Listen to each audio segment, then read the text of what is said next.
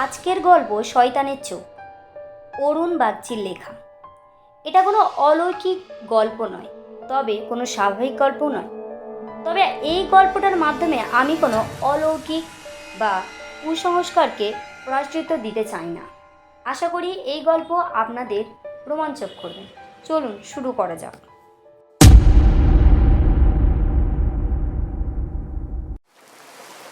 আরে ও শুনছো? দরজা খোলো, শুনছো? দরজা খুলে আমি অবাক। পাড়ার রমারঞ্জনবাবু এত রাত্রে এসে কড়া নাড়ছেন। কী ব্যাপার? কারো কোনো বিপদ ঘটেছে নিশ্চয়ই। আমার মনের কথা বুঝতে পেরেই তিনি বললেন, না না, কারো বিপদ ঘটেনি। আমি স্বয়ং একটু মুশকিলে পড়ে গিয়েছি মশাই, তাই আপনাকে জ্বালাতন করতে হলো। অবশ্যই আপনি বেশ রাত্রিতেই ঘুমাতে যান, তাই তো জানি। আমি বললাম, হ্যাঁ, আমি জেগেই ছিলাম। আসুন আসুন, ভেতরে এসে কথা বলা যাক। একটু ইতস্তত করে তিনি আমার সঙ্গে বসার ঘরে চলে এলেন। বললাম, আরাম করে বসুন, আমাকে কি হয়েছে বলুন। চেয়ারে বসে কোনো ভনিতা না করে রমারঞ্জনবাবু তার গল্প বলতে লাগলেন। সত্যজাত বাবু, আমি মেয়ে কলেজের প্রফেসর, ইতিহাসের অধ্যাপক।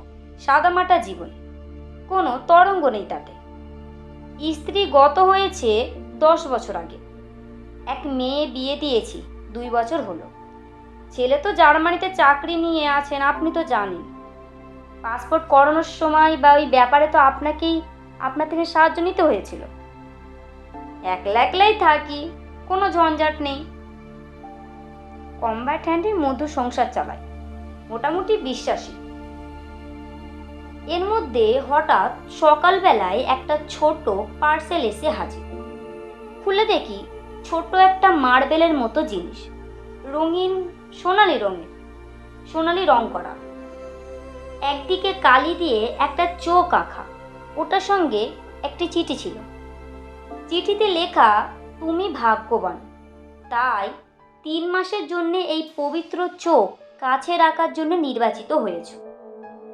এই চোখ তোমাকে অভাবিত সৌভাগ্য এনে দেবে, কিন্তু সাবধান, 3 মাস শেষ হইতেই এই চোখ তুমি নদীতে ফেলে দেবে, নইলে সর্বনাশ ঘটবে। এই পর্যন্ত 3004 জন লোক হাতে নাতে এই চোখ ঘুরেছে। তাদের মধ্যে 4 জন লোক এই নির্দিষ্ট অবহেলা করে গুরুতর শাস্তি পেয়েছে।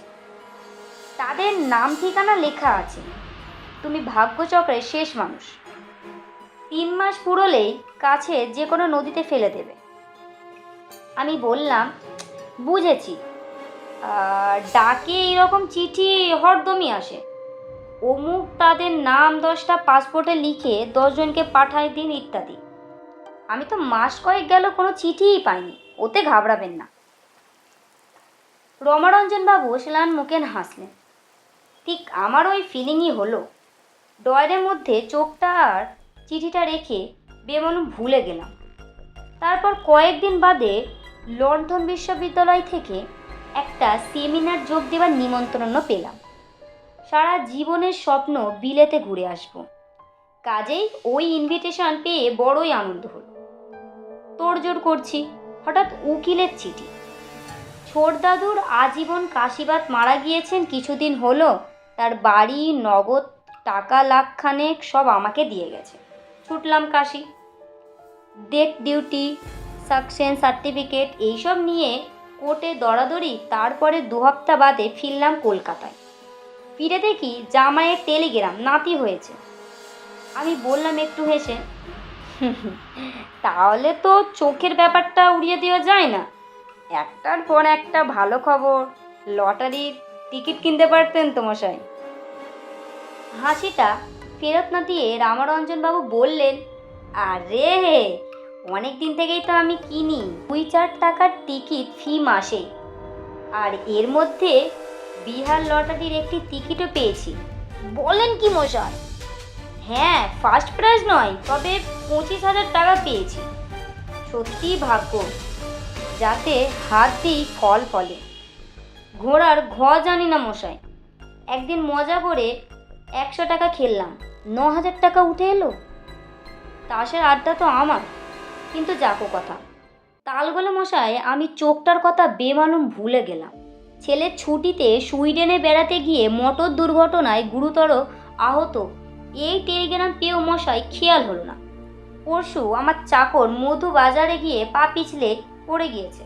হোটেলে খেতে বসে ভেবে বিরক্ত হলাম, কিন্তু আর কিছু ভাবলাম না। কাল ট্যাক্সি করে কলেজে যাচ্ছিলাম, একটা প্রাইভেট বাসের সঙ্গে এমন কলিশন হলো।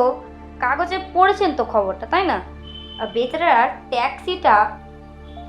ট্যাক্সির ড্রাইভার আর তার দুই সঙ্গী দুইজনেই খতম।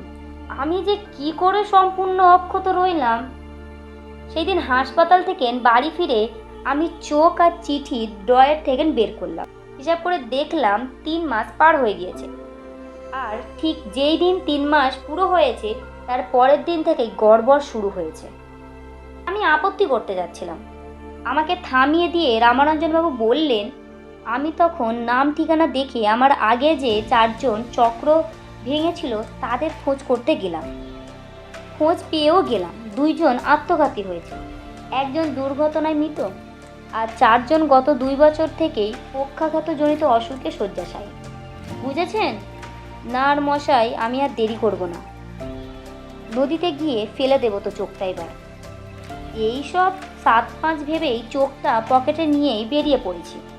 রাস্তায় আপনার ঘরের আলো দেখে মনে হলো একলা যাব, যদি কোনো বিপদ ঘটে কেউ কিছু জানবে না।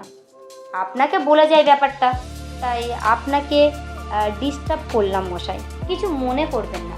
আমি বললাম, আরে না না মশাই, বরং আমিও আপনার সঙ্গে যাব, চলুন।